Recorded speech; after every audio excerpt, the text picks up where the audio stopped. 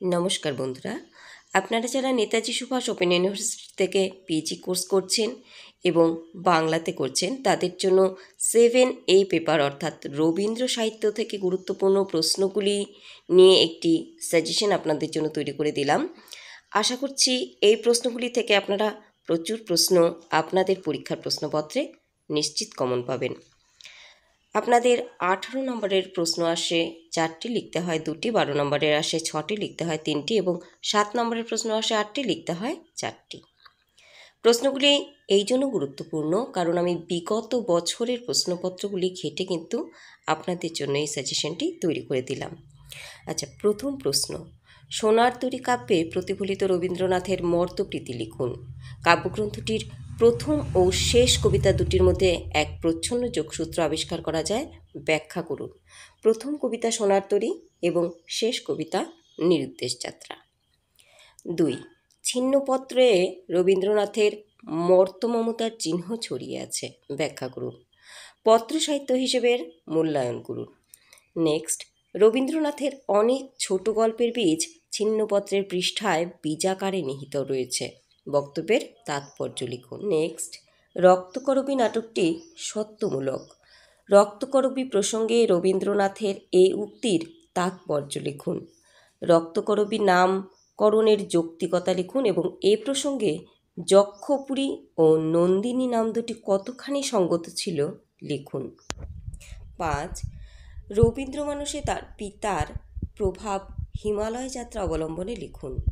ভগ্ন হৃদয় রচনার পটভূমিকায় জীবন দর্শনকে রবীন্দ্রনাথ কিভাবে ব্যাখ্যা করেছেন? অথবা প্রশ্নটিকে দিতে পারে, মনে করিয়াছিলাম জীবন বৃত্তান্তের 2-4টা মোটামুটি উপকরণ সংগ্রহ করিয়া ক্ষান্ত হইব, কিন্তু দ্বার খুলিয়া দেখিতে পাইলাম জীবনের স্মৃতি জীবনের ইতিহাস নহে, তাহা কোনো এক অদৃশ্য চিত্রকারের স্বহস্তের রচনা। উদ্ধৃতাংশের আলোকে জীবন স্মৃতির স্বরূপ নির্ধারণ করুন। চরঘোষপুরের ঘটনা ও কারাবাস গোরার জীবনে কি পরিবর্তন ঘটায় লিখুন। বরদা সুন্দরী ও হরিমোহিনী চরিত্রের পরিচয় দিন। পরের প্রশ্ন, ভারতবর্ষে যথার্থ ইতিহাস এবং দেশের মূল মর্মস্থান খোঁজার প্রসঙ্গে রবীন্দ্রনাথের বক্তব্য লিখুন। নেক্সট, রবিবার ও ল্যাবরেটরি গল্পের অভিনবত্ব বিচার করুন। ল্যাবরেটরি গল্পের সোহিনী চরিত্রটি ব্যাখ্যা করুন। নেক্সট, সে গ্রন্থের স্বাতন্ত্র্য লিখুন অথবা সে কি শিশু সাহিত্যের ছদ্মবেশে বড়দেরই বই, যুক্তি দিন। 10. ইউরোপ ও ভারতীয় জীবন দর্শনের মধ্যে রবীন্দ্রনাথ যে বৈপরীত্য লক্ষ্য করেছেন ভারতবর্ষের ইতিহাস অবলম্বনে তা লিখুন। এই প্রশ্নগুলি কিন্তু 18 বা 12 নম্বরের ক্ষেত্রে গুরুত্বপূর্ণ। আচ্ছা, শেষ একটি প্রশ্ন রয়েছে 18 ও 12 নম্বরের ক্ষেত্রে। আমার তো মনে হয় আমার কাব্য রচনার এই একটি মাত্র পালা, সে পালার নাম দেওয়া যাইতে পারে সীমার মধ্যে অসীমের সহিত মিলন সাধনের পালা। বক্তব্যের অন্তর্নিহিত অর্থ ও তাৎপর্য লিখুন। এরপর 7 নম্বরের যে প্রশ্নগুলি গুরুত্বপূর্ণ চলুন দেখে নেই। প্রথম প্রশ্ন, শ্যামলী কাব্যগ্রন্থে দ্বৈত কবিতার তাৎপর্য লিখুন। 2. চিরযাত্রী কবিতায় প্রকাশিত রবীন্দ্র ভাবনা বিশ্লেষণ করুন। 3. প্রেমের যে বিচিত্র মনস্তত্ত্ব রবিবার ও শেষ কথা গল্পে প্রকাশ পেয়েছে তা লিখুন। মানবের সমস্ত জীবনব্যাপী একটি বৃহৎ বনস্পতি হিসেবে ধর্মের তাৎপর্য প্রবন্ধ অবলম্বনে লিখুন। 5.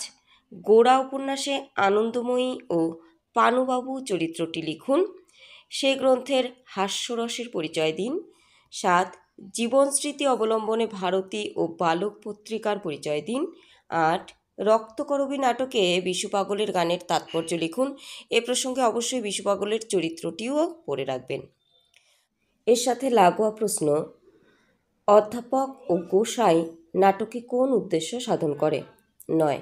সোনার তরী কাব্যগ্রন্থের পরশ পাথর কবিতার অন্তর্নিহিত তাৎপর্য লিখুন। 10. রবীন্দ্র সাহিত্যে বিলাতী সঙ্গীতের প্রভাব লিখুন। 11. গোরা উপন্যাসে বিনয় ললিতা উপকাহিনীর তাৎপর্য লিখুন। 12. রক্তকরবীতে কিশোর চরিত্র কতটা প্রাসঙ্গিক লিখুন।